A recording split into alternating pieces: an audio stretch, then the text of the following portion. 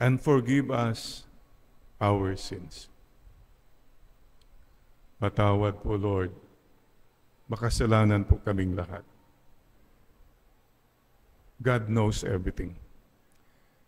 Please bow your head and tell the Lord from the heart, Lord, patawad po sa aking mga kasalanan, sa aking mga pagkukulang, sa aking kahinaan.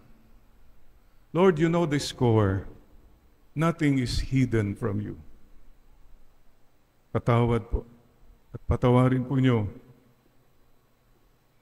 ang mga taong nagpapahirap sa mga ibang tao.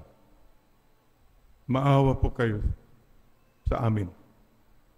Maawa po kayo sa aming bayan, Pilipinas. Maawa po kayo sa buong mundo. Ang Diyos mapagmahal at mapagpatawad.